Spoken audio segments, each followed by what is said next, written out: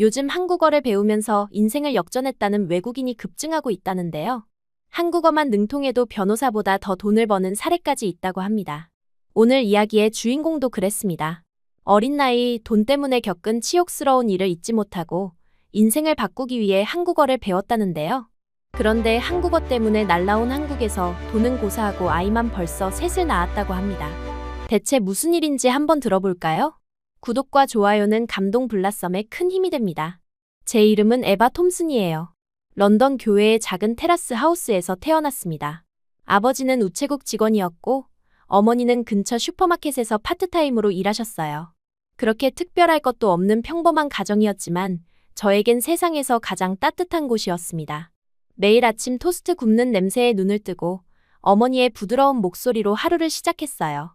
아버지는 늘 저녁 식탁에서 우체국에서 있었던 재미있는 일들을 들려주셨고 어머니는 제가 숙제할 때마다 따뜻한 코코아를 만들어주셨습니다. 그 시절엔 정말 모든 게 당연했어요. 이런 행복이 영원할 거라고 믿었습니다.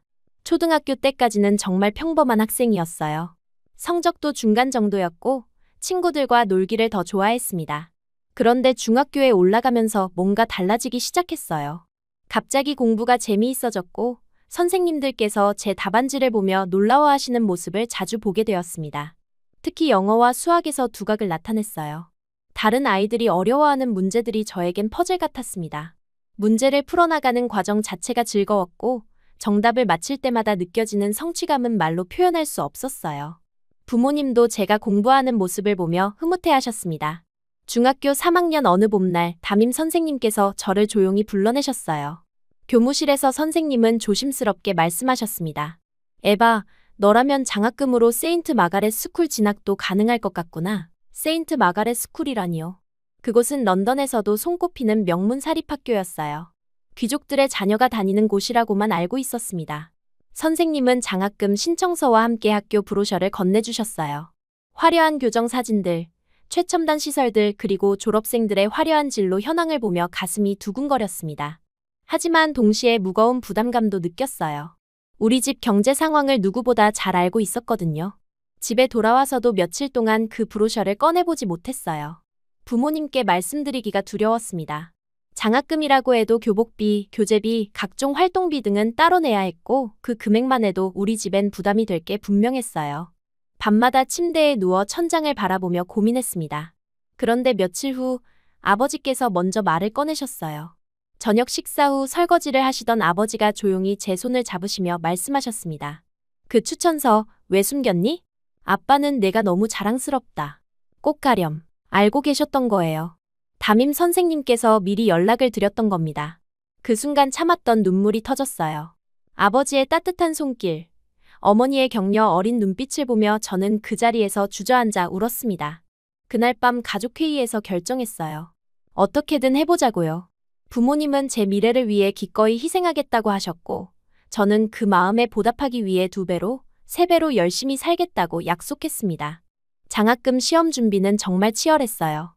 매일 새벽 5시에 일어나 밤 11시까지 공부했습니다. 도서관이 문을 닫으면 집에서도 집중이 안 되면 다시 24시간 카페로 갔어요. 몇 달간의 준비 끝에 드디어 시험 날이 왔고 떨리는 마음으로 답안지를 제출했습니다. 합격 통지서를 받던 날을 잊을 수 없어요. 우편함에서 세인트 마가렛 스쿨 로고가 찍힌 봉투를 발견했을 때 손이 떨렸습니다. 천천히 뜯어보니 축하합니다라는 글자가 가장 먼저 눈에 들어왔어요. 집안에 환호성이 터졌고 그날 저녁엔 오랜만에 온 가족이 외식을 했습니다. 하지만 세인트 마가렛 스쿨에서의 생활은 제가 상상했던 것과 전혀 달랐어요. 첫날부터 압도적인 차이를 느꼈습니다. 아이들이 입고 온 옷, 들고 온 가방, 심지어 쓰는 펜까지 모든 게 달랐어요. 제가 마켓에서 산 노트북 가방을 메고 있을 때 옆 친구는 명품 브랜드 백팩을 메고 있었습니다. 첫 주는 그럭저럭 넘어갔어요. 아이들도 호기심 어린 눈으로 저를 바라봤고 몇몇은 친근하게 말을 걸어주기도 했습니다.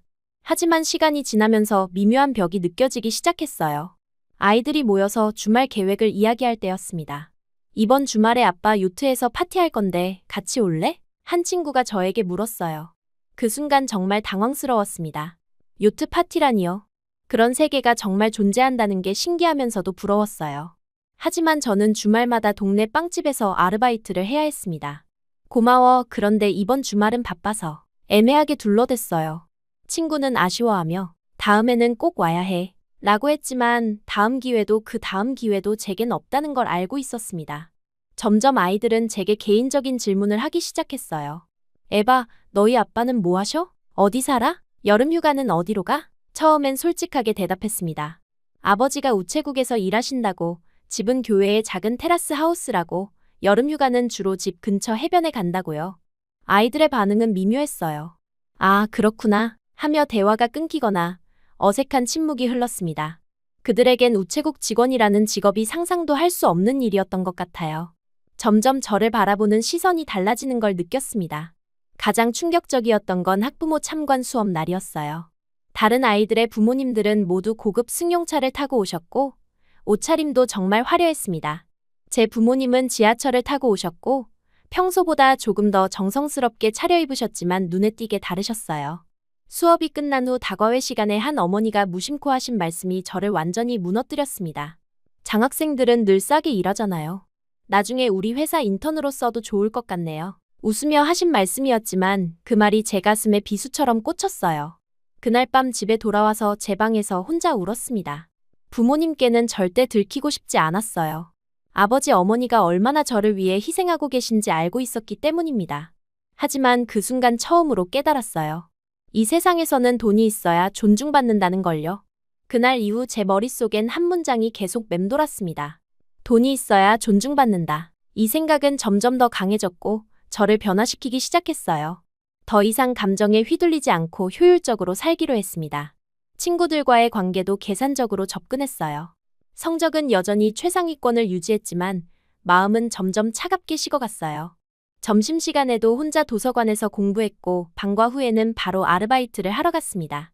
친구들의 모임에는 더 이상 참석하지 않았어요. 어차피 제가 끼어들 수 있는 세계가 아니라는 걸 알았거든요. 몇 달이 지나자 아이들도 저를 완전히 다른 카테고리로 분류하기 시작했어요. 공부 잘하는 가난한 학생이라는 꼬리표가 따라다녔습니다.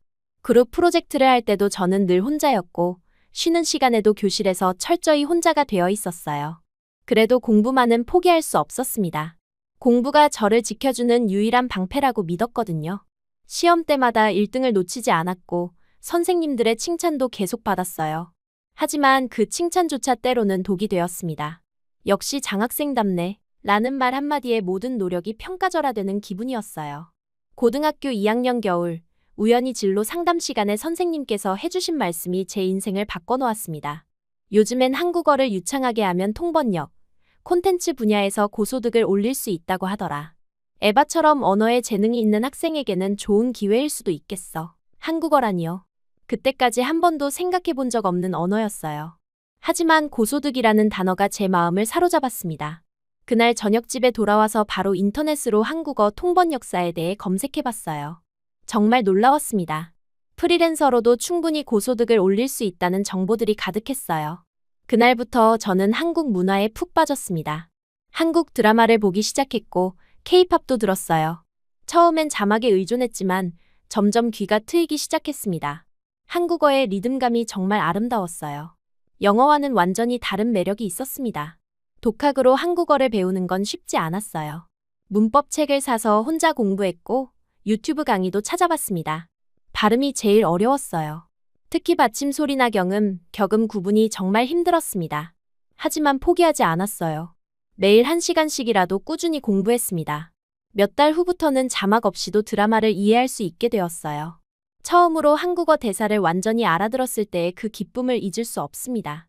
와, 정말 되는구나. 혼자 소리 질렀어요. 그 순간 새로운 가능성이 보였습니다. 2년 동안 열심히 공부한 결과 꽤 능숙한 실력을 갖추게 되었어요. 하지만 문제가 있었습니다. 실전 대화 경험이 부족했어요. 책으로만 배운 한국어는 한계가 있었습니다. 진짜 한국어는 한국에서 부딪혀야 배울 수 있다는 확신이 들었어요. 그때 한국 대학 진학이라는 아이디어가 떠올랐습니다. 영국의 명문 대학교도 갈 수 있는 성적이었지만 등록금과 생활비를 생각하면 현실적이지 않았어요. 하지만 한국은 달랐습니다. 국립대학교 장학생 프로그램을 찾아보니 정말 매력적이었어요. 부모님께 처음 한국 유학 얘기를 꺼냈을 때 반응은 예상대로였습니다. 한국이라니 너무 멀지 않니? 영어권 나라가 더 좋지 않을까? 걱정스러워 하셨어요. 하지만 저는 이미 마음을 정했습니다. 한국에서 새로운 인생을 시작하고 싶었어요. 몇 주 동안 설득 작업을 벌인 끝에 부모님도 마음을 돌리셨어요. 제가 얼마나 진지한지 알아보신 거죠. 아버지는 내가 정말 원한다면 지지하마 라고 하셨고, 어머니는 눈물을 글썽이며 멀어도 건강하게만 지내렴 이라고 하셨습니다. 한국 대학 지원 준비는 또 다른 도전이었어요. 서류도 복잡했고 한국어 능력 시험도 봐야 했습니다. 하지만 그동안 쌓아온 실력 덕분에 무난히 통과할 수 있었어요. 드디어 서울의 한 국립대학교에서 합격 통지서가 왔을 때 정말 꿈만 같았습니다. 출국 준비를 하는 몇 달 동안 가족들과 보낸 시간은 정말 소중했어요. 어머니는 매일 제가 좋아하는 음식을 해주셨고, 아버지는 한국에서 혼자 생활하는 방법들을 자세히 알려주셨습니다. 그 따뜻함이 그리울 거라는 걸 알고 있었지만 새로운 도전에 대한 설렘이 더 컸어요. 마침내 한국행 비행기표를 손에 쥔 날 가슴이 벅차올랐습니다. 히드로 공항에서 가족들과 작별 인사를 나눌 때는 눈물이 났지만 게이트를 통과하는 순간 다짐했어요. 이번엔 정말 내가 세상을 이길 거야. 비행기 창밖으로 보이는 런던의 야경을 바라보며 생각했습니다. 세인트 마가렛 스쿨에서 느꼈던 그 서러움. 장학생은 늘 싸게 일한다는 그 말들을 모두 뒤로하고 새로운 시작을 하는 거라고요. 한국이라는 낯선 땅에서 진짜 제 실력으로 성공해 보이겠다고 다짐했습니다.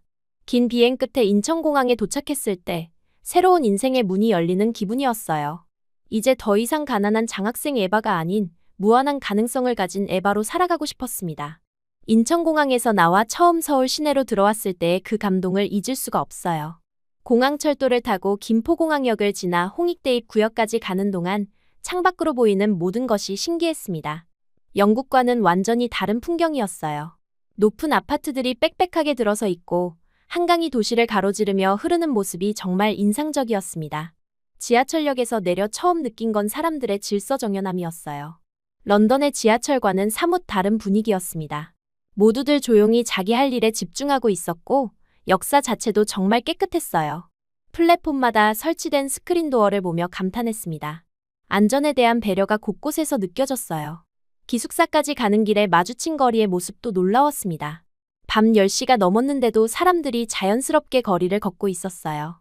편의점 불빛이 따뜻하게 느껴졌고 치킨집에서 나는 고소한 냄새가 코끝을 자극했습니다. 영국에서는 상상할 수 없는 밤 문화였어요. 첫날 밤 기숙사 침대에 누워서 창밖을 바라봤어요. 서울의 야경이 정말 아름다웠습니다. 불빛들이 별처럼 반짝이고 멀리서 들려오는 도시의 소음조차 낯설지 않았어요. 드디어 해냈다는 뿌듯함과 동시에 앞으로 어떤 일들이 기다리고 있을지에 대한 설렘으로 잠들지 못했습니다. 새 학기가 시작되고 며칠이 지나자 현실이 보이기 시작했어요. 한국어 실력이 생각보다 부족하다는 걸 깨달았습니다. 교수님 강의는 이해할 수 있었지만 학생들끼리 나누는 일상 대화는 전혀 다른 차원이었어요. 은어나 줄임말 그리고 빠른 말투에 적응하기가 쉽지 않았습니다. 특히 조별 과제를 할 때가 가장 힘들었어요. 다른 학생들은 자연스럽게 의견을 주고받는데 저는 한 문장을 말하는 것도 조심스러웠습니다. 발음이 어색할까봐, 문법이 틀릴까봐 계속 망설였어요. 결국 대부분의 시간을 조용히 듣기만 하며 보냈습니다. 그래도 포기할 수는 없었어요. 매일 밤 한국어 공부를 따로 했습니다. 낮에 들었던 대화 중에서 이해하지 못한 표현들을 메모해뒀다가 인터넷으로 찾아봤어요. 드라마나 예능 프로그램도 계속 봤습니다. 조금씩이나마 늘고 있다는 걸 스스로 느낄 수 있었어요. 한 달 정도 지나자 생활비 문제가 심각해졌습니다. 장학금만으로는 한계가 있었어요. 기숙사비와 식비를 제외하면 용돈이 거의 남지 않았습니다. 옷이나 생필품을 사기도 부담스러웠어요. 결국 아르바이트를 찾기 시작했습니다. 처음 시작한 아르바이트는 학교 근처 편의점이었어요. 야간 시간대에 일했는데 손님들과의 간단한 대화가 한국어 연습에 도움이 되었습니다. 하지만 체력적으로 정말 힘들었어요. 수업 듣고 과제하고 밤에 일하고 잠자는 시간이 턱없이 부족했습니다. 그렇게 바쁜 일상에 익숙해져 갈 무렵 제 인생을 바꿀 만한 사건이 일어났어요. 그날은 정말 평범한 화요일 아침이었습니다. 전날 밤늦게까지 편의점에서 일하고 집에 들어와 과제를 하다가 새벽 3시에야 잠들었어요. 알람 소리를 못 들었는지 평소보다 1시간이나 늦게 일어났습니다. 시계를 보는 순간 정말 놀랐어요. 첫 교시 수업 시작까지 겨우 15분 남은 상황이었습니다. 급하게 씻고 옷을 갈아입고 가방을 챙겨 밖으로 뛰어나갔어요. 평소 같으면 절대 뛰지 않던 제가 그날만큼은 정말 미친 듯이 달렸습니다. 지하철역까지는 도보로 7분 정도 걸렸는데 그날은 4분 만에 도착했어요. 지하철이 마침 들어오고 있어서 간발의 차이로 탈 수 있었습니다. 차 안에서 숨을 고르며 시간을 확인해보니 강의실까지 가려면 정말 빠듯했어요. 목적지 역에 도착해서 에스컬레이터를 향해 달렸습니다. 평소엔 에스컬레이터에서 절대 뛰지 않았는데 그날은 정말 급했어요. 한 계단씩 뛰며 출구로 향했습니다. 그런데 갑자기 뭔가 걸리는 느낌이 들더니 중심을 잃고 앞으로 넘어졌어요. 그 순간 정말 당황스러웠습니다. 제가 차고 있던 실버 팔찌가 앞서 가던 남자의 자켓 주머니에 걸린 것 같았어요. 팔찌 때문에 그 남자도 함께 비틀거리며 넘어질 뻔했습니다. 다행히 남자는 중심을 잡았지만 자켓이 찢어지는 소리가 들렸어요. 바닥에 엎어진 채로 정말 얼어붙었습니다. 주변 사람들의 시선이 집중되는 게 느껴졌어요. 팔꿈치가 아팠지만 그보다 더 큰 문제는 남의 옷을 찢어놓았다는 사실이었습니다. 어떻게 해야 할지 정말 모르겠더라고요. 그런데 그 남자의 반응이 의외였어요. 화를 내거나 짜증을 부리는 대신 오히려 저를 걱정해 주더라고요. 몸을 일으키는 제게 다가와서 어색한 영어로 물었습니다. 괜찮냐고요? 그 순간 정말 미안하면서도 고마웠어요. 저는 급하게 가방에서 메모지를 꺼내 제 연락처를 적었습니다. 영어로 변상하겠다고 썼어요. 남자는 잠깐 망설이더니 자신의 명함을 건네줬습니다. 명함을 받고 인사를 하려는데 또 시간이 걱정됐어요. 결국 미안하다는 말만 남기고 그대로 뛰어갔습니다. 강의실에 도착했을 때는 이미 수업이 시작된 후였어요. 교수님께 죄송하다는 인사를 드리고 뒷자리에 앉았습니다. 하지만 수업 내내 아까 그 일이 머릿속에서 떠나지 않았어요. 명함을 보니 이름이 김호준이라고 되어 있었습니다. 수업이 끝나고 집에 돌아와서도 계속 신경이 쓰였어요. 자켓이 얼마나 비싼 건지 어떻게 변상해야 할지 걱정됐습니다. 편의점 아르바이트로 받는 돈으론 명품 자켓 하나 사기도 어려울 것 같았어요. 밤늦게까지 고민하다가 결국 며칠 후에 연락을 드리기로 했습니다. 사흘 뒤 용기를 내서 문자를 보냈어요. 영어로 정중하게 언제 시간이 되는지 물어봤습니다. 변상에 대해 이야기하고 싶다고도 썼어요. 답장은 생각보다 빨리 왔는데 역시 영어로 되어 있었습니다. 주말에 시간이 된다고 하더라고요. 약속 장소는 홍대 근처의 작은 카페였어요. 제가 학교 근처라서 익숙한 곳이라고 했더니 그쪽에서 먼저 카페를 추천해줬습니다. 약속 시간 10분 전에 도착해서 자리를 잡고 기다렸어요. 정말 긴장됐습니다. 호준 씨가 들어왔을 때 처음으로 제대로 본 것 같았어요. 지하철에서는 너무 급했어서 얼굴도 제대로 못 봤거든요. 생각보다 젊어 보였고 편안한 인상이었습니다. 정장이 아닌 캐주얼한 옷차림이어서 더 친근하게 느껴졌어요. 서로 인사를 나누고 자리에 앉았습니다. 저는 영어로 다시 한번 사과했어요. 정말 미안하다고 자켓 수선비나 새 옷값을 내겠다고 했습니다. 그런데 호준 씨의 반응이 또 의외였어요. 웃으면서 괜찮다고 하더라고요. 수선해서 입으면 된다고 별로 비싼 옷도 아니라고 했습니다. 서툰 영어 발음이었지만 정말 진심으로 하는 말 같았어요. 대신 조금 다른 제안을 했습니다. 자신도 서울에 온 지 얼마 안 됐다면서 혼자 다니기 힘들었는데 관광지를 같이 돌아보는 걸로 변상을 대신하자고 했어요. 그 말에 저는 정말 놀랐습니다. 그런 방법도 있구나 싶었어요. 망설이지 않고 좋다고 했습니다. 호준 씨는 제 대답에 눈이 동그래지며 정말 좋아하더라고요. 그렇게 다음 주말에 경복궁과 북촌을 함께 돌아보기로 약속했습니다. 처음 만나는 사람과 함께 관광을 한다는 게 조금 어색하긴 했지만 나쁘지 않은 아이디어라고 생각했어요. 저도 서울에 온 지 얼마 안 돼서 제대로 된 관광을 해본 적이 없었거든요. 첫 번째 관광 날이 왔어요. 경복궁 정문에서 만나기로 했는데 생각보다 사람이 정말 많았습니다. 주말이라 그런지 외국인 관광객들도 많이 보였어요. 호준 씨는 시간에 정확하게 도착했고 저희는 함께 입장했습니다. 경복궁 안에서의 시간은 정말 신기했어요. 조선시대 건축물들의 웅장함에 감탄했습니다. 호준 씨가 서툰 영어로 간단한 설명을 해주려고 노력하는 모습이 고마웠어요. 저도 아는 한국어 단어들을 써가며 대화를 이어갔습니다. 북촌 한옥마을로 이동할 때도 재미있었어요. 지하철에서 서로 어색하게 영어와 한국어를 섞어가며 대화했습니다. 호준 씨의 영어 실력도 저와 비슷한 수준이어서 서로 이해하려고 노력하는 모습이 보기 좋았어요. 북촌에서는 전통 한옥들 사이를 걸으며 사진도 찍었습니다. 호준 씨가 사진 찍는 걸 도와줘서 좋은 추억을 남길 수 있었어요. 한옥의 아름다운 곡선미와 돌담길의 운치가 정말 인상적이었습니다. 영국과는 완전히 다른 건축 양식이어서 더욱 신기했어요. 점심은 인사동의 한 전통 음식점에서 먹었습니다. 호준 씨가 추천해준 비빔밥이 정말 맛있었어요. 여러 가지 나물과 고추장의 조화가 환상적이었습니다. 한국 음식에 대해 이야기하면서 자연스럽게 더 친해질 수 있었어요. 식사 후 인사동 거리를 걸으며 전통 공예품점들을 구경했습니다. 한지로 만든 소품들이나 전통 악기들이 정말 아름다웠어요. 호준 씨는 제가 관심 있어 하는 물건들에 대해 친절하게 설명해줬습니다. 한국 문화에 대한 이해가 깊어지는 시간이었어요. 저녁이 되어서 한강공원에도 갔습니다. 한강에서 바라본 서울의 야경이 정말 장관이었어요. 강 건너편 빌딩들의 불빛이 물에 반사되는 모습이 아름다웠습니다. 호준 씨와 함께 벤치에 앉아 치킨과 맥주를 마시며 이야기를 나눴어요. 그런데 대화 중에 호준 씨가 갑자기 웃으면서 물어봤어요. 제 카카오톡 이름이 왜 한국 사랑이냐고요. 처음 연락처를 교환할 때 설정해둔 이름이었는데 깜빡하고 있었습니다. 그 순간 정말 당황스러웠어요. 더 이상 숨길 수 없겠다는 생각이 들었습니다. 그동안 어설픈 영어로만 대화했는데 이제 진실을 말해야 할 때인 것 같았어요.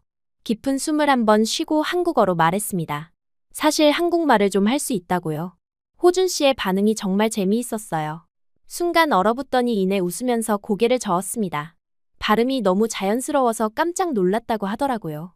진짜 한국 사람인 줄 알았다면서요. 그 순간부터 우리 사이의 벽이 한순간에 무너졌어요. 더 이상 서툰 영어로 대화할 필요가 없어졌습니다. 한국어로 이야기하니까 훨씬 자연스럽고 편했어요. 호준 씨도 영어 때문에 스트레스 받았다며 안도하더라고요.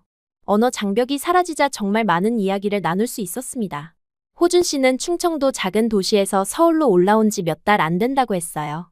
저처럼 새로운 환경에 적응하느라 힘들어하고 있었습니다. 서로의 상황이 비슷해서 더욱 공감할 수 있었어요.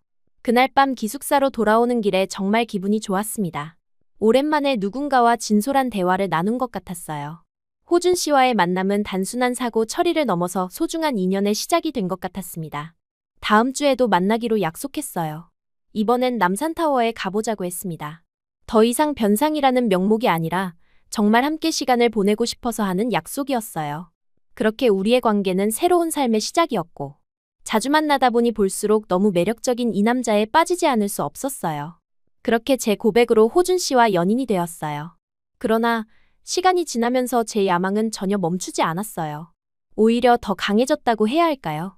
사랑이라는 새로운 감정이 생겼지만 여전히 머릿속에는 성공해야 한다는 생각이 가득했습니다. 영국에서 느꼈던 그 서러움, 돈이 없으면 존중받을 수 없다는 그 절망감이 쉽게 사라지지 않았어요. 매일의 스케줄은 정말 살인적이었습니다. 오전에는 전공 수업을 듣고 오후에는 한국어 관련 추가 강의를 들었어요. 저녁에는 편의점 아르바이트를 하고 밤늦게 집에 돌아와서는 통역 자격증 시험 준비를 했습니다. 주말에도 쉬는 날이 없었어요. 토요일에는 한국어 회화 스터디에 참여했고 일요일에는 온라인 통역 강의를 들었습니다. 호준 씨는 처음에는 제 열정적인 모습을 대견해 했어요. 늦은 시간에도 공부하는 저를 보며 정말 멋있다고 말해줬습니다. 하지만 시간이 지나면서 점점 걱정스러운 표정을 짓기 시작했어요. 제가 너무 무리하고 있다는 걸 느끼신 것 같았습니다. 데이트할 때도 저는 늘 시간에 쫓겼어요. 카페에서 커피를 마시면서도 손에는 단어장이 들려 있었고, 영화를 보러 가서도 중간에 핸드폰으로 온라인 강의 스케줄을 확인했습니다. 호준 씨가 이야기를 하고 있는데도 제 머릿속은 다음날 할 일들로 가득 차 있었어요. 어느 날 저녁, 호준 씨가 정말 맛있는 한정식 집에 데려가 주셨어요. 분위기도 좋고 음식도 정갈했습니다. 하지만 저는 식사 중간에 노트북을 꺼내 통역 과제를 확인하고 있었어요. 그때 호준 씨가 조용히 말씀하셨습니다. 에바 씨, 이미 충분히 잘하고 있으니까 지금 이 순간을 즐겨보라고요. 그 말에 저는 차갑게 웃었어요. 지금 즐기면 나중에 후회할 거라고 했습니다. 행복은 성공한 다음에 누리는 거라고 생각했거든요. 호준 씨는 그런 제 모습을 보며 점점 말수가 줄어들었습니다. 함께 있어도 혼자 있는 것 같다고 하시더라고요. 그럼에도 저는 멈출 수 없었어요. 영국에서의 그 기억들이 저를 계속 앞으로 내몰았습니다. 가난한 장학생이라고 무시당했던 그 순간들, 부모님이 힘들어하시는 모습들이 떠올랐어요. 다시는 그런 상황에 처하고 싶지 않았습니다. 새로운 아르바이트도 시작했어요. 편의점 일 외에 주말에는 한국어 과외도 했습니다. 외국인 관광객들을 상대로 간단한 통역 서비스도 제공했어요. 돈이 조금씩 모이는 게 보이니까 더욱 열심히 했습니다. 통장 잔고가 늘어날 때마다 안도감을 느꼈어요. 하지만 몸은 점점 한계에 다다르고 있었습니다. 수면 시간이 하루에 5시간밖에 안 됐어요. 커피 없이는 하루도 버틸 수 없었고 식사도 제대로 챙겨 먹지 못했습니다. 편의점 도시락이나 컵라면으로 때우는 날이 대부분이었어요. 호준 씨와의 관계도 점점 어색해졌습니다. 만나는 횟수가 줄어들었고 만나도 제대로 된 대화를 나누기 어려웠어요. 저는 늘 피곤했고 호준 씨는 그런 저를 이해하려고 노력했지만 한계가 있었습니다. 특히 기억에 남는 건 제 생일날이었어요. 호준 씨가 깜짝 생일 파티를 준비해 주셨는데 저는 그날도 통역시험 접수 마감일이라며 노트북을 들고 나타났습니다. 케이크 앞에 앉아서도 시험 일정을 확인하고 있는 제 모습을 보며 호준 씨의 표정이 정말 슬퍼 보였어요. 그날 밤 호준 씨가 처음으로 진지하게 이야기하셨어요. 이렇게 살면 나중에 성공해도 의미가 없을 것 같다고 하시더라고요. 지금 함께하는 사람들, 지금 느낄 수 있는 감정들을 소중히 여겨야 한다고 말씀하셨습니다. 하지만 저는 그 말을 이해할 수 없었어요. 지금 편안하게 지내면 나중에 더 큰 고생을 하게 될 거라고 생각했습니다. 사랑도 중요하지만 현실적인 미래 준비가 더 시급하다고 믿었어요. 그날 밤 우리는 처음으로 큰 다툼을 했습니다. 며칠 후 통역 자격증 1차 시험이 있었어요. 몇 달 동안 준비한 시험이라 정말 중요했습니다. 시험장에 가는 길에 호준 씨가 응원 메시지를 보내주셨지만 저는 답장할 여유도 없었어요. 오로지 시험에만 집중했습니다. 시험은 생각보다 어려웠어요. 특히 동시통역 부분에서 많이 막혔습니다. 한국어 실력이 아직 부족하다는 걸 뼈저리게 느꼈어요. 시험장에서 나오면서 정말 절망적이었습니다. 몇 달간의 노력이 물거품이 될 수도 있다는 생각에 눈물이 났어요. 결과 발표까지는 2주를 기다려야 했습니다. 그 2주 동안 정말 초조했어요. 하루 종일 핸드폰만 들여다보며 결과를 확인했습니다. 공부도 손에 잡히지 않았고 아르바이트 할 때도 실수를 연발했어요. 호준 씨는 그런 저를 위로해 주려고 했지만 저는 위로받을 마음의 여유가 없었습니다. 만약 시험에 떨어지면 어떻게 해야 할지, 앞으로의 계획은 어떻게 세워야 할지 걱정만 가득했어요. 호준 씨와 만나서도 시험 이야기만 하게 되었습니다. 그러던 어느 날 밤 드디어 시험 결과가 발표되었어요. 1차는 합격이었지만 점수가 아슬아슬했습니다. 2차 시험 준비는 더 철저히 해야겠다는 생각이 들었어요. 기쁨보다는 부담감이 더 컸습니다. 그날 밤 늦게 호준 씨에게 합격 소식을 전했어요. 축하한다면서 내일 저녁에 축하 식사를 하자고 하시더라고요. 하지만 저는 이미 다음날 계획이 있다고 했습니다. 온라인 2차 시험 대비 강의를 들어야 했거든요. 호준 씨의 목소리가 조금 차가워졌어요. 합격 축하보다 다음 시험 준비가 더 중요하냐고 물으시더라고요. 저는 당연하다고 대답했습니다. 1차 합격은 시작일 뿐이고 진짜 목표는 최종 합격이라고 말했어요. 그 후로 우리 사이의 분위기가 확실히 달라졌습니다. 호준 씨는 점점 연락을 줄이셨고 만나자는 제안도 하지 않으셨어요. 저는 그런 변화를 느끼면서도 시험 준비를 핑계로 외면했습니다. 2차 시험 준비는 1차보다 더 치열했어요. 실제 통역 연습을 해야 했기 때문에 전문 학원에도 등록했습니다. 등록비가 만만치 않았지만 투자라고 생각하며 아르바이트를 더 늘렸어요.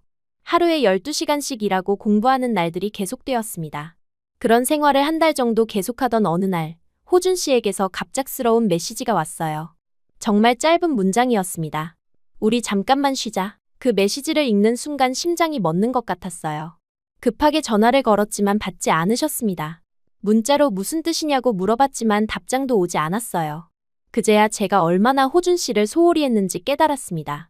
지난 몇 달 동안 저는 성공만 생각하며 살았고 호준 씨는 점점 제 삶에서 멀어져 가고 있었어요. 며칠 동안 연락이 닿지 않았습니다. 저는 공부에 집중하려고 했지만 도저히 되지 않았어요. 책을 펴도 글자가 들어오지 않았고 강의를 들어도 내용이 머릿속에 남지 않았습니다. 처음으로 성공이라는 것이 아무 의미 없게 느껴졌어요. 일주일 후에야 호준 씨와 만날 수 있었습니다. 평소 자주 가던 카페에서 만났는데 분위기가 정말 어색했어요. 호준 씨는 차분하게 말씀하셨습니다. 저를 사랑하지만 지금의 관계로는 서로가 힘들 것 같다고 잠시 거리를 두고 각자의 길을 걸어보자고 하시더라고요. 그 말을 듣는 순간 정말 무너지는 기분이었어요. 호준 씨 없는 성공이 무슨 의미가 있을까 하는 생각이 들었습니다. 하지만 이미 돌이킬 수 없는 상황이었어요.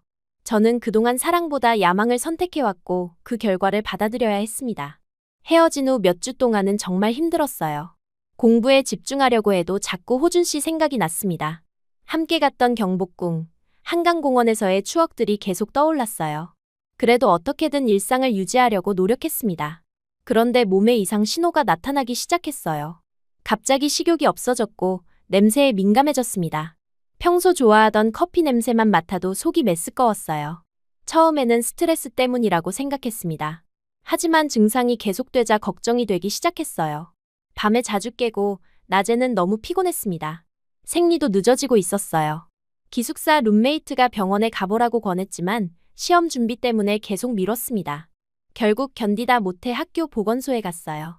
간단한 검사를 받고 결과를 기다리는 동안 정말 불안했습니다. 의사 선생님이 차분한 목소리로 말씀하셨어요. 임신이네요. 그 순간 정말 세상이 멈춘 것 같았습니다. 의자에 앉은 채로 손이 떨렸어요. 임신이라니요. 전혀 예상하지 못한 일이었습니다. 아직 학생이고 경제적으로도 불안정한 상황인데 아이가 생겼다는 현실이 받아들여지지 않았어요. 보건소에서 나와 혼자 걸으며 생각했습니다. 지금까지 달려온 모든 계획들이 한순간에 무너지는 느낌이었어요. 통역 자격증, 졸업 후 취업 계획, 경제적 독립, 모든 것이 불가능해 보였습니다. 그날 밤 기숙사 방에서 혼자 울었어요.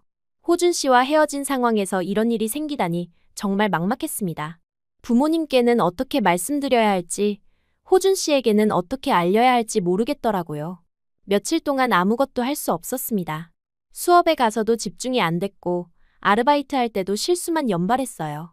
머릿속이 복잡해서 아무 생각도 할 수 없었습니다. 야망과 사랑 사이에서 흔들리던 제 인생이 이제 완전히 다른 방향으로 흘러가고 있었어요. 그때 문득 생각했습니다. 이 상황이 벌일까? 아니면 기적일까요? 제가 그토록 추구하던 성공이 정말 중요한 걸까? 아니면 지금 제게 찾아온 새로운 생명이 더 소중한 걸까요? 며칠 더 지나면서 몸의 변화가 더욱 뚜렷해졌어요.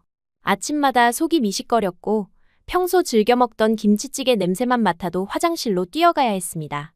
기숙사 룸메이트가 걱정스러운 눈으로 저를 바라보는 게 느껴졌어요. 혼자 있을 때면 자꾸 배에 손을 올리게 되었습니다. 아직 아무것도 느껴지지 않는 평평한 배였지만 그 안에 작은 생명이 자라고 있다는 사실이 실감나지 않았어요. 두렵기도 하고 신기하기도 했습니다. 부모님께 어떻게 말씀드릴지 매일 고민했어요. 런던에 계신 부모님은 제가 열심히 공부하고 있다고 믿고 계실 텐데 갑자기 임신 소식을 들으시면 얼마나 놀라실까요? 아버지의 실망한 표정과 어머니의 걱정스러운 눈빛이 눈에 선했습니다. 호준 씨에게는 더욱 말하기 어려웠어요. 우리가 헤어진 상황에서 이런 소식을 전한다는 게 정말 복잡했습니다. 혹시 저를 붙잡기 위한 수단으로 오해하실까봐 걱정되기도 했어요. 하지만 알 권리가 있으니까 꼭 말씀드려야 한다는 생각도 들었습니다. 학교 수업도 제대로 집중할 수 없었어요. 교수님이 무슨 말씀을 하시는지 귀에 들어오지 않았습니다. 노트에는 의미 없는 낙서만 가득했고 과제 마감일도 자꾸 깜빡했어요. 성적에 대한 걱정보다 앞으로의 인생에 대한 걱정이 더 컸습니다. 편의점 아르바이트를 할 때도 실수가 잦아졌어요. 계산을 틀리거나 상품을 잘못 진열하는 일이 늘어났습니다. 사장님이 몸이 안 좋냐고 물어보셨지만 사실대로 말할 수는 없었어요. 임신 사실이 알려지면 아르바이트를 그만둬야 할 수도 있었거든요. 밤에 혼자 누워있으면 온갖 생각이 들었습니다. 아이를 낳으면 학업은 어떻게 해야 할까? 경제적으로는 어떻게 감당할까? 혼자서도 잘 키울 수 있을까? 답이 없는 질문들이 머릿속을 맴돌았어요. 어떤 날은 도서관에 가서 육아 관련 책들을 몰래 찾아봤습니다.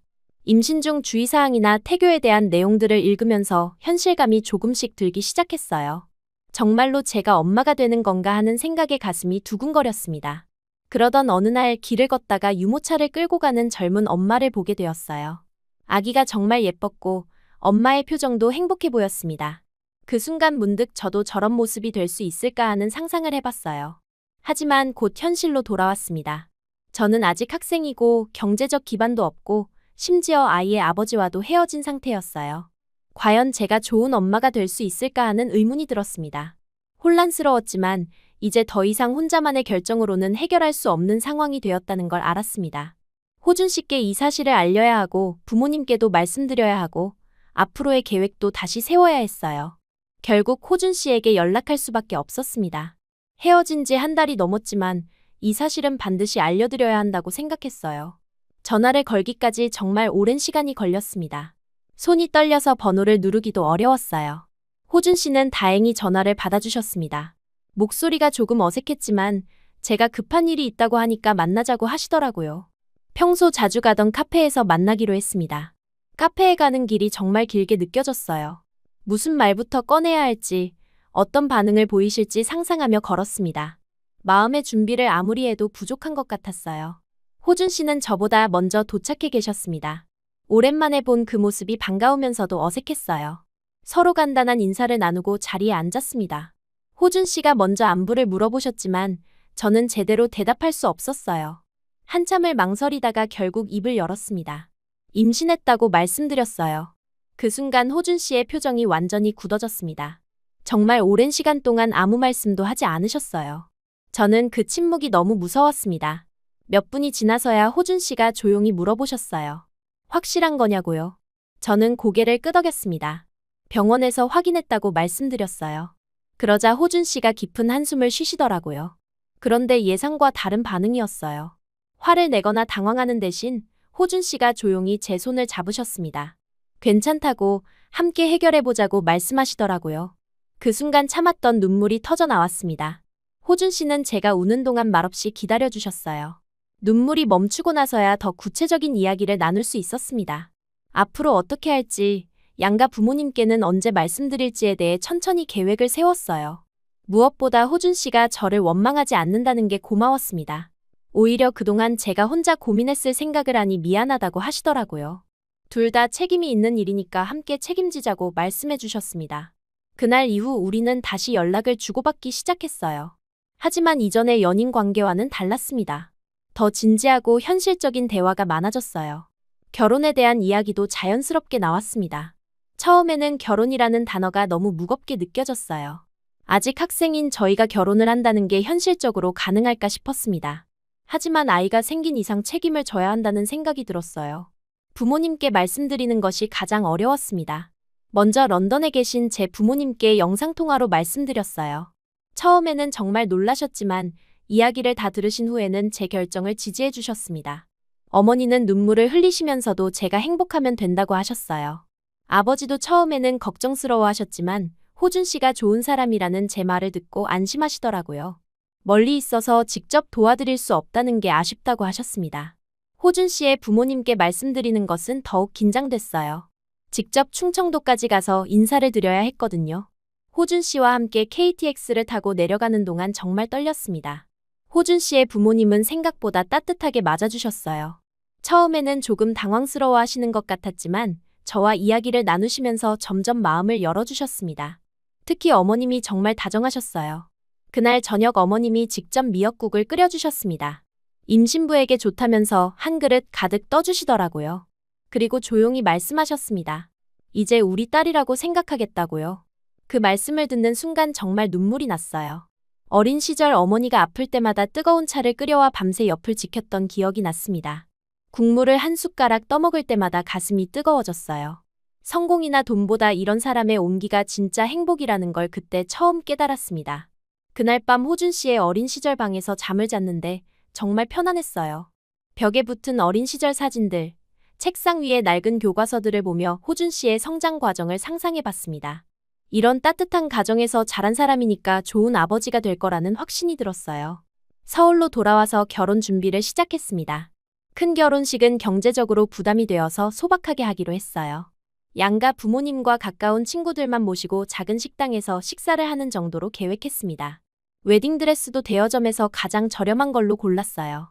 하지만 거울에 비친 제 모습을 보니 정말 예뻤습니다. 비싸지 않아도 충분히 아름다웠어요. 호준 씨도 정장을 차려입고 나니 정말 멋있었습니다.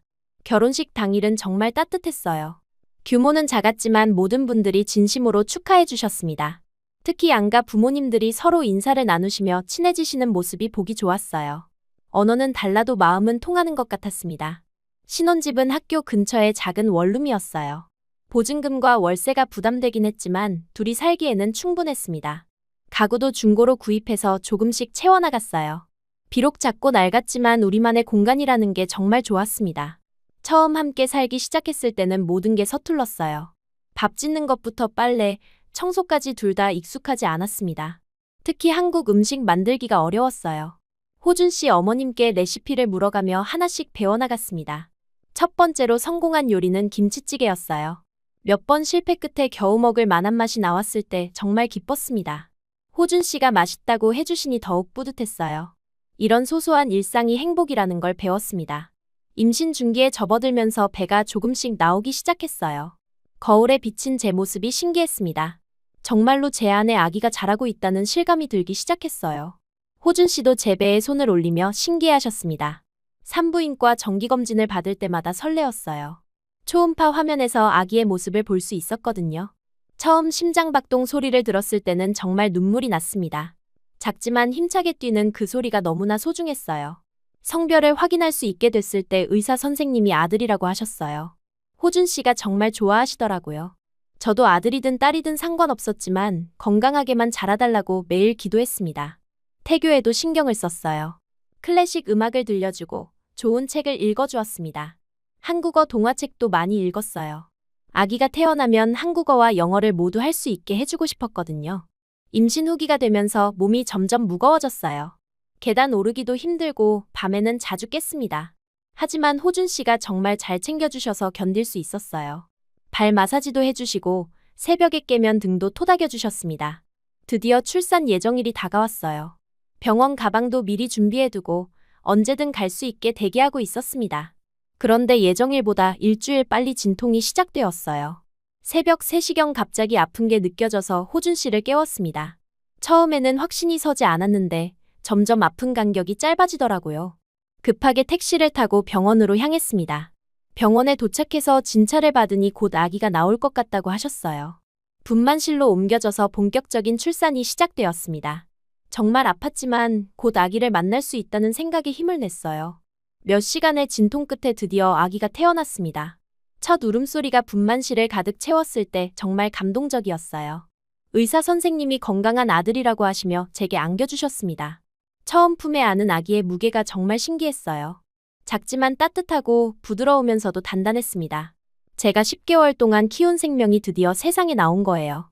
눈물이 계속 흘러나왔습니다. 호준 씨도 아기를 보시며 울고 계셨어요. 정말 아빠가 된 실감이 나신다고 하시더라고요. 세 식구가 함께 있는 그 순간이 제 인생에서 가장 행복한 시간이었습니다. 신생아실에서 아기를 돌봐주시는 간호사 선생님들께 정말 감사했어요. 처음 엄마가 된 저에게 모유 수유 방법부터 기저귀 갈기까지 친절하게 알려주셨습니다. 모든 게 서툴고 어려웠지만 하나씩 배워나갔어요. 이번 기간 동안 양가 부모님들이 모두 병문안을 오셨습니다. 특히 호준 씨 어머님이 미역국과 각종 반찬을 직접 만들어 오셨어요. 산후조리에 좋다면서 정성스럽게 챙겨주시는 모습에 정말 감동했습니다.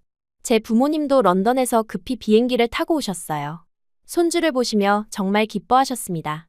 언어는 달라도 아기를 향한 사랑은 똑같다는 걸 느꼈어요. 할아버지, 할머니가 되신 모습이 정말 행복해 보였습니다. 퇴원 후 집에서의 생활은 정말 힘들었어요. 밤낮이 바뀐 아기 때문에 잠을 제대로 잘 수 없었습니다. 몇 시간마다 수유를 해야 했고 기저귀도 자주 갈아야 했어요. 하지만 그 모든 게 감사했습니다. 아기가 처음 미소를 지었을 때, 처음 목을 가눴을 때, 처음 뒤집기를 했을 때 모든 순간이 기적 같았어요. 이 작은 생명이 매일 성장하는 모습을 지켜보는 게 정말 신기하고 감동적이었습니다. 그때 깨달았어요. 제가 그토록 추구했던 성공이나 돈보다 훨씬 소중한 게 있다는 걸요. 가족의 사랑, 아이의 웃음, 함께하는 일상. 이런 것들이 진짜 행복이었습니다. 아기 이름은 민준이라고 지었어요. 영리하고 준수하라는 뜻이었습니다. 한국어 이름이지만 영어로도 발음하기 쉬워서 좋았어요. 양쪽 문화를 모두 이해할 수 있는 아이로 키우고 싶었습니다. 이제 저에게는 지켜야 할 소중한 가족이 생겼고 그것만으로도 충분히 행복했어요. 민준이가 태어난 후에 첫 몇 달은 정말 전쟁 같았어요. 책에서 읽었던 것과 현실은 완전히 달랐습니다. 밤낮이 바뀐 아기 때문에 제대로 잠을 잘 수 없었고 몇 시간마다 수유와 기저귀 갈기를 반복해야 했어요. 처음엔 정말 당황스럽고 힘들었습니다. 특히 밤에 민준이가 계속 울 때가 가장 어려웠어요. 배가 고픈 건지 기저귀가 젖은 건지 아니면 다른 이유인지 도무지 알 수가 없었습니다. 호준 씨와 교대로 아기를 달래면서 새벽까지 지새우는 날이 많았어요. 그럴 때마다 정말 막막했습니다. 하지만 시간이 지나면서 조금씩 아기의 패턴을 이해하게 되었어요. 민준이만의 울음소리 차이도 구분할 수 있게 되었습니다. 배고플 때의 울음, 졸릴 때의 울음, 그냥 안아달라는 울음이 각각 달랐어요. 이런 걸 알아가는 과정 자체가 신기했습니다. 육아 용품 준비도 처음엔 정말 어려웠어요. 기저귀, 분유, 젖병, 옷가지 등 필요한 게 너무 많았습니다. 경제적으로 여유가 없어서 중고 용품을 많이 활용했어요. 온라인 중고 카페에서 상태 좋은 물건들을 찾아 하나씩 구매했습니다. 시장에 장 보러 갈 때도 민준이를 안고 다녔어요. 처음엔 아기띠 사용법도 서툴렀는데 몇 번 시도해보니 익숙해졌습니다. 시장 아주머니들이 민준이를 보시며 예쁘다고 해주실 때마다 뿌듯했어요. 한국어로 육아 이야기를 나누는 것도 재미있었습니다. 특히 기억에 남는 건 한할머니께서 해주신 말씀이었어요. 아기가 밤에 많이 우느냐고 물어보시더니 배를 따뜻하게 해주면 잘 잔다고 조언해 주셨습니다. 그 방법을 써보니 정말 효과가 있더라고요. 이런 소소한 지혜들을 배워가는 재미가 있었어요. 민준이와 함께하는 시간이 늘어나면서 새로운 일상의 리듬이 생겼습니다. 아침에 일어나면 먼저 민준이 상태를 확인하고 수유를 하고 기저귀를 갈아주는 것부터 하루가 시작되었어요. 그 후에야 제 개인적인 일들을 할 수 있었습니다. 하지만 그 혼란스러운 육아 생활 속에서도 뭔가 따뜻한 감정을 느꼈어요. 민준이를 재우면서 한국 동요를 불러주는 시간이 특히 좋았습니다. 곰 3마리, 나비야 같은 노래들을 부르며 아기와 교감하는 순간들이 정말 소중했어요. 민준이가 제 목소리에 반응을 보일 때마다 신기했습니다. 처음엔 그냥 울기만 하던 아기가 점점 제 얼굴을 알아보고 미소를 짓고 옹알거리기 시작했어요. 이런 작은 변화들을 지켜보는 게 정말 감동적이었습니다. 몇 달이 지나자 조금씩 여유가 생기기 시작했어요. 민준이의 수면 패턴이 어느 정도 안정되면서 제 시간도 조금씩 확보할 수 있게 되었습니다. 그때 다시 공부에 대한 생각이 들기 시작했어요. 임신과 출산 때문에 중단했던 통역 자격증 공부를 다시 시작하고 싶었습니다. 하지만 아기가 있는 상황에서 예전처럼 집중해서 공부하기는 어려웠어요. 새로운 방법을 찾아야 했습니다. 낮에 민준이가 잠들어 있는 시간을 활용해서 조금씩 공부를 시작했어요. 한 번에 오랜 시간 할 수는 없었지만 30분씩이라도 꾸준히 하려고 노력했습니다. 민준이를 안고 있으면서도 할 수 있는 발음 연습도 많이 했어요. 호준 씨가 퇴근 후에는 민준이를 봐주시며 제가 공부할 수 있도록 도와주셨어요. 저녁 시간에 3시간 정도씩 집중해서 공부할 수 있었습니다. 그 시간이 정말 소중했어요. 호준 씨의 배려 덕분에 가능한 일이었습니다. 주말에는 호준 씨와 육아를 분담하면서 각자 개인 시간을 가졌어요. 호준 씨가 민준이와 산책을 나가시는 동안 저는 집에서 집중해서 공부했습니다. 이런 식으로 서로 도우며 균형을 맞춰 나갔어요. 온라인 강의도 많이 활용했습니다. 집에서 아기를 돌보면서도 들을 수 있어서 정말 유용했어요. 이어폰을 끼고 민준이를 안고 있으면서 강의를 듣는 경우가 많았습니다. 가끔 민준이가 울면 일시정지를 하고 아기를 먼저 달랬어요. 몇 달간의 준비 끝에 드디어 통역 자격증 2차 시험을 볼 수 있게 되었습니다. 시험 당일 민준이를 호준 씨께 맡기고 시험장에 갔는데 정말 떨렸어요. 오랜만에 아기 없이 혼자 나온 거라 어색하기도 했습니다. 시험은 예상보다 어려웠지만 그동안 꾸준히 준비한 덕분에 무난히 치를 수 있었어요. 특히 실전 통역 부분에서는 민준이와 함께 연습했던 발음이 도움이 되었습니다. 아기에게 말하듯 천천히 또박또박하는 연습이 효과가 있었던 것 같아요. 결과 발표까지 기다리는 동안 정말 초조했습니다.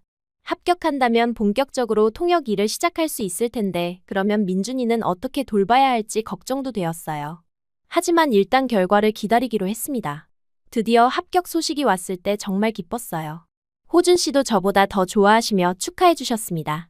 그날 저녁엔 간단하게 치킨을 시켜서 축하 파티를 했어요. 민준이도 함께 있어서 더욱 의미 있는 시간이었습니다.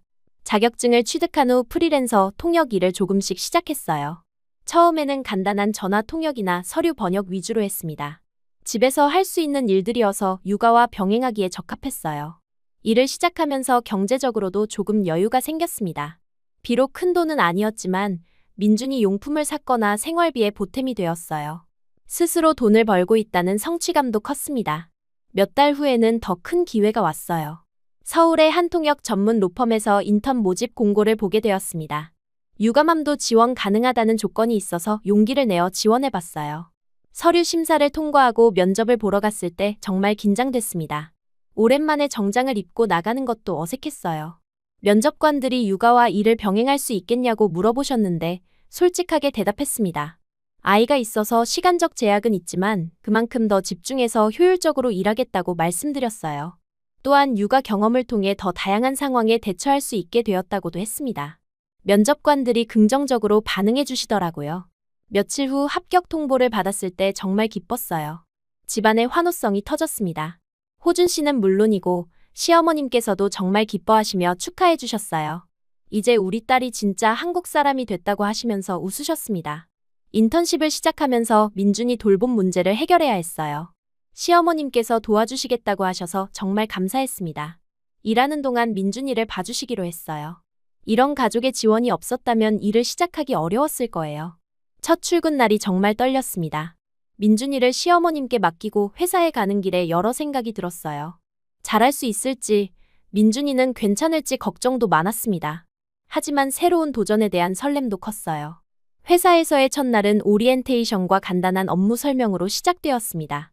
동료들도 친절하게 맞아주셨고 육아맘이라는 걸 이해해주시는 분위기였어요. 다른 워킹맘들도 있어서 서로 정보를 공유하며 도움을 받을 수 있었습니다. 처음 맡은 업무는 간단한 문서 번역이었어요. 오랜만에 전문적인 번역 작업을 하니 집중이 잘 되었습니다. 집에서 민준이와 함께 있을 때와는 다른 종류의 성취감을 느꼈어요. 점심시간에는 동료들과 함께 식사를 하며 이야기를 나눴습니다. 육아 경험담도 나누고 일과 가정의 균형에 대한 조언도 들을 수 있었어요. 이런 소통 자체가 오랜만이라 신선했습니다. 퇴근 후 집에 돌아가면 민준이가 저를 기다리고 있었어요. 시어머님 말씀으로는 하루 종일 잘 놀았다고 하시더라고요.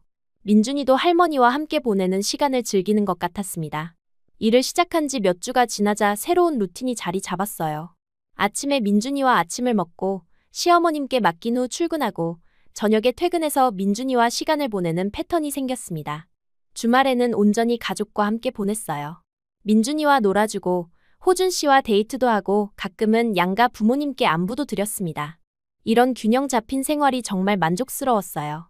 민준이의 성장도 눈에 띄게 빨라졌습니다. 첫 번째 이가 나기 시작했고 혼자 앉을 수 있게 되었어요.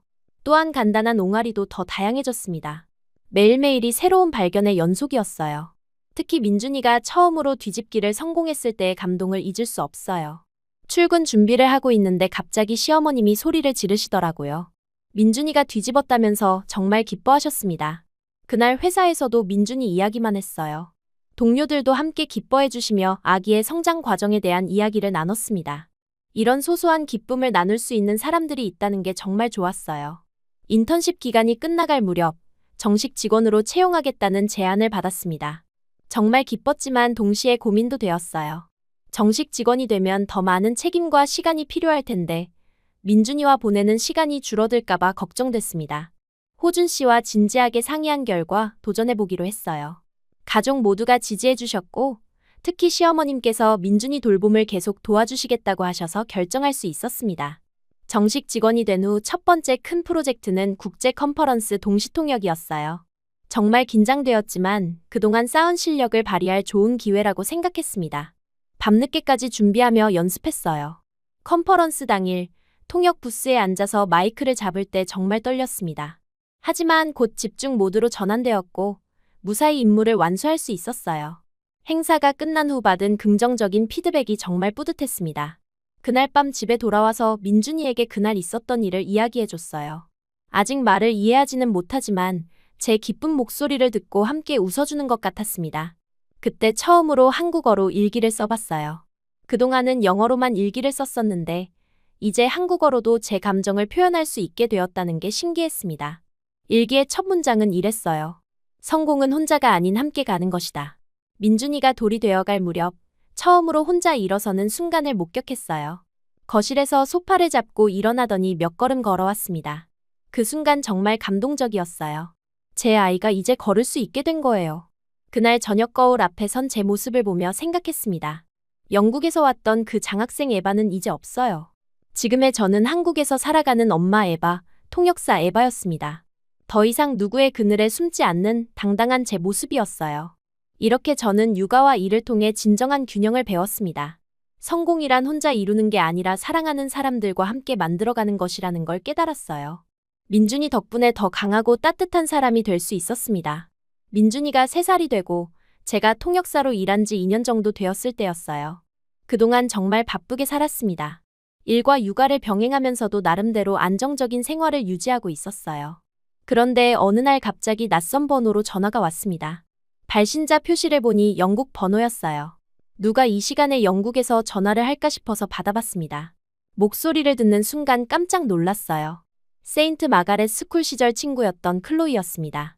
클로이는 제가 학교에서 가장 어려워했던 친구 중 하나였어요. 정말 전형적인 귀족 가문 출신이었고 저와는 완전히 다른 세계에서 살던 아이였습니다. 졸업 후에는 연락이 완전히 끊어져 있었는데 갑자기 왜 전화를 했을까 싶었어요. 클로이의 목소리가 이상했어요. 예전에 그 당당하고 자신감 넘치는 목소리가 아니라 뭔가 지쳐있고 피곤해 보였습니다. 안부 인사를 나눈 후 클로이가 조심스럽게 물어봤어요. 한국 생활은 어떤지, 지금 뭘 하고 있는지에 대해서요. 결혼해서 아이가 있고 통역사로 일하고 있다고 했어요. 클로이는 그 말을 듣고 잠깐 침묵하더니 갑자기 이상한 부탁을 했습니다. 한국에 가서 잠시 머물 수 있겠냐고요. 너무 갑작스러운 요청이어서 당황스러웠어요. 클로이가 왜 갑자기 한국에 오고 싶어 하는지 이해할 수 없었습니다. 그래도 옛 친구의 부탁이니까 거절할 수는 없었어요. 언제 올 계획인지 물어봤더니 다음 주에도 가능하다고 하더라고요. 호준 씨와 상의한 후 클로이를 집에 초대하기로 했습니다. 우리 집은 작은 아파트라 따로 게스트룸은 없었지만 거실에 간이 침대를 놓으면 며칠 정도는 지낼 수 있을 것 같았어요. 클로이가 오기 전까지 정말 긴장됐습니다. 과연 우리의 소박한 생활이 클로이 같은 사람에게 어떻게 보일까 걱정됐어요. 예전에 클로이 집에 놀러 간 적이 있었는데 정말 궁전 같은 곳이었거든요. 인천공항에 클로이를 마중 나갔을 때 정말 놀랐어요. 예전의 화려한 모습과는 너무 달랐습니다. 명품 옷은 여전히 입고 있었지만 표정이 정말 지쳐 보였어요. 몰라보게 야위기도 했고요. 공항에서 집까지 가는 동안 클로이는 창밖을 바라보며 별말이 없었어요. 가끔 서울의 풍경에 대해 물어보긴 했지만 예전의 그 수다스러운 모습은 전혀 찾을 수 없었습니다. 집에 도착했을 때 클로이의 반응이 인상적이었어요. 우리의 작은 아파트를 둘러보며 정말 오래 말이 없었습니다. 거실에 민준이 장난감들, 부엌에서 나는 저녁 준비 냄새, 벽에 붙은 가족 사진들을 하나하나 유심히 보더라고요. 저녁 준비를 하는 동안 클로이는 민준이와 놀아줬어요. 처음에는 어색해했지만 민준이가 워낙 애교가 많아서 금세 친해졌습니다. 클로이가 민준이와 함께 웃는 모습을 보니 예전의 밝은 모습이 조금 보이는 것 같았어요. 저녁 식사는 간단하게 한식으로 준비했습니다. 김치찌개와 불고기 그리고 몇 가지 반찬이었어요. 클로이에게는 너무 생소한 음식일 것 같아서 걱정했는데 의외로 잘 먹더라고요. 식사 중에 클로이가 조심스럽게 물어봤어요. 이게 제 행복이냐고요. 작은 집, 평범한 음식, 아이의 웃음소리.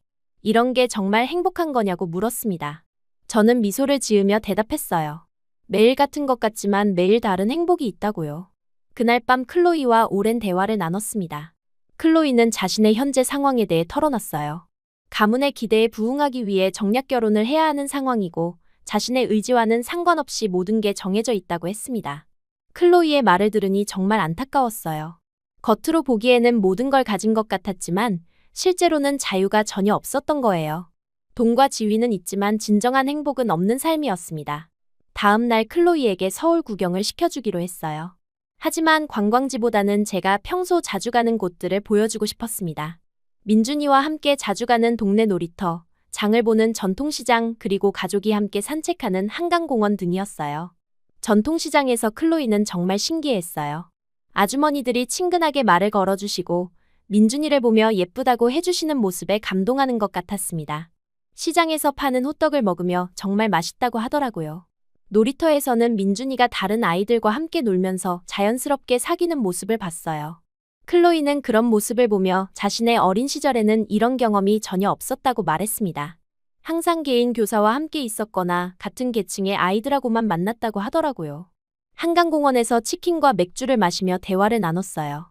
클로이는 이런 평범한 일상이 정말 소중해 보인다고 말했습니다. 자신의 집에서는 절대 느낄 수 없는 따뜻함이 있다고 하더라고요. 그날 저녁집에 돌아와서 호준 씨 부모님이 오셨어요. 클로이에게 영어로 인사를 해주시며 정말 따뜻하게 맞아주셨습니다. 비록 언어는 통하지 않았지만 마음만은 충분히 전달되는 것 같았어요. 시어머님이 직접 만든 저녁상을 받은 클로이는 정말 감동한 것 같았어요. 한국식 집밥의 정성과 따뜻함에 놀라워했습니다. 특히 시어머님이 클로이를 위해 매운 음식을 따로 덜 맵게 준비해 주신 배려에 감사해했어요. 식사 후 클로이가 조용히 저에게 말했습니다. 우리 집에는 돈은 많지만 이런 온기는 없다고요. 가족끼리도 격식을 차려야 하고 진짜 마음을 나누는 대화는 거의 없다고 했어요. 그날 밤 클로이는 처음으로 눈물을 보였습니다. 자신도 이런 평범하고 따뜻한 가정을 꿈꿔봤지만 태어난 환경 때문에 불가능하다고 생각했다고 하더라고요. 하지만 제 모습을 보니 용기가 난다고 했습니다. 며칠 더 함께 지내면서 클로이는 점점 밝아졌어요. 민준이와 놀아주는 것도 즐거워했고 간단한 한국 요리도 배우려고 했습니다. 김치볶음밥 만드는 법을 가르쳐줬더니 정말 열심히 따라 하더라고요. 클로이가 떠나는 날 공항까지 배웅을 갔어요. 헤어지면서 클로이가 말했습니다. 이번 여행이 자신의 인생을 바꿔놓을 것 같다고요. 이제 진짜 자신의 삶을 살아보고 싶다고 했어요. 클로이가 떠난 후 며칠 뒤 편지가 도착했습니다. 영국으로 돌아간 후 부모님과 진지한 대화를 나눴다고 했어요. 정략 결혼을 거부하고 자신만의 길을 걸어보겠다고 선언했다고 하더라고요. 편지의 마지막 부분이 정말 인상적이었어요. 저에게 진짜 성공이 무엇인지 가르쳐줘서 고맙다고 했습니다. 돈이나 지위가 아니라 사랑하는 사람들과 함께하는 일상이 진짜 부라는 걸 깨달았다고 하더라고요. 그 편지를 읽으며 창가에 앉아 있는데 거실에서 민준이의 웃음소리가 들렸어요. 호준 씨가 퇴근하셔서 민준이와 놀아주고 계셨습니다. 그 소리를 들으며 저도 모르게 미소가 지어졌어요. 문득 생각해봤습니다. 영국에서 세인트 마가렛 스쿨을 다니던 그 시절, 저는 정말 돈이 전부라고 믿었어요. 돈이 있어야 존중받고 성공할 수 있다고 생각했습니다. 하지만 지금은 완전히 다른 생각을 가지고 있어요. 물론 경제적 안정은 중요합니다. 하지만 그것만으로는 진정한 행복을 얻을 수 없다는 걸 배웠어요. 사랑하는 사람들과 함께 나누는 일상, 아이의 성장을 지켜보는 기쁨, 가족과 함께하는 소소한 순간들. 이런 것들이 진짜 가치 있는 일이었습니다. 클로이의 방문은 저에게도 큰 의미가 있었어요. 제가 선택한 삶이 정말 옳은 길이었다는 확신을 갖게 해줬습니다. 화려하지는 않지만 진정하고 따뜻한 삶을 살고 있다는 걸 다시 한번 깨달았어요. 그 후로 클로이와는 꾸준히 연락을 주고받았습니다. 클로이는 정말로 자신의 길을 걷기 시작했어요. 가문의 반대에도 불구하고 자신이 하고 싶었던 사회복지 일을 시작했다고 했습니다. 몇 달 후 클로이에게서 또 편지가 왔어요. 이번에는 자신도 진짜 사랑하는 사람을 만났다고 했습니다. 귀족이 아닌 평범한 사람이지만 정말 마음이 통하는 사람이라고 하더라고요. 부모님은 반대하지만 자신의 행복을 선택하겠다고 했어요. 그 소식을 들으며 정말 기뻤습니다. 클로이도 이제 진정한 행복을 찾아가고 있다는 생각이 들었어요. 돈과 지위보다 사랑과 행복을 선택한 클로이의 용기가 대단하다고 생각했습니다. 시간이 더 흘러 민준이가 5살이 되었을 때 저희는 둘째를 가졌어요. 이번에는 딸이었습니다. 소연이라고 이름을 지었어요. 민준이가 동생을 정말 예뻐해서 보기 좋았습니다. 아이 둘을 키우면서 더욱 바빠졌지만 그만큼 행복도 2배가 되었어요. 매일이 정신없지만 웃음이 끊이지 않는 집이 되었습니다. 호준 씨도 아이들을 정말 잘 돌봐주셔서 든든했어요. 몇 년 후에는 셋째도 생겼습니다. 이번에는 또 아들이었어요. 준서라고 이름을 지었습니다. 새 아이를 키우는 건 정말 힘들었지만 그 누구보다 행복한 엄마가 된 것 같았어요. 아이들이 자라면서 저희 집은 늘 북적거렸습니다. 아이들 친구들이 놀러오고 양가 부모님들도 자주 오셔서 손주들과 시간을 보내셨어요. 작은 집이지만 사랑이 넘치는 공간이었습니다. 어느 날 아이들과 함께 거실에서 놀고 있는데 문득 영국에서의 그 시절이 떠올랐어요. 차가운 교실에서 혼자 앉아있던 그 외로운 소녀는 이제 어디에도 없었습니다. 지금의 저는 사랑하는 가족들에 둘러싸여 진정한 행복을 누리고 있었어요. 창밖을 바라보며 조용히 생각했습니다. 정말로 사랑이야말로 인생의 가장 큰 자산이라는 걸 배웠어요. 돈으로 살 수 없는 것들, 가족의 웃음소리, 아이들의 따뜻한 포옹, 남편의 든든한 지지. 이런 것들이 진짜 부였습니다. 지금도 통역사로 일하며 경제활동을 하고 있지만 예전처럼 성공에만 매달리지는 않아요. 일과 가정의 균형을 맞추며 진정으로 의미 있는 삶을 살려고 노력하고 있습니다. 아이들에게도 이런 가치관을 전해주고 싶어요. 성공도 중요하지만 그보다 더 중요한 건 사랑하는 사람들과 함께하는 시간이라는 것을요. 돈보다는 마음이, 지위보다는 진실한 관계가 더 소중하다는 걸 가르쳐주고 싶습니다. 클로이에게서 가끔 근황을 전해 듣는데 정말 행복하게 살고 있다고 해요. 사회복지사로 일하며 보람을 느끼고 있고 사랑하는 사람과 결혼해서 아이도 생겼다고 합니다. 예전의 화려한 생활과는 다르지만 훨씬 만족스럽다고 하더라고요. 그렇게 저는 한국에서의 삶을 통해 진정한 행복이 무엇인지 배웠습니다. 영국의 차가운 계급 사회에서 벗어나 따뜻한 한국의 정을 느끼며 사랑하는 가족과 함께 소중한 시간을 보내고 있어요. 이보다 더 큰 성공은 없다고 생각합니다.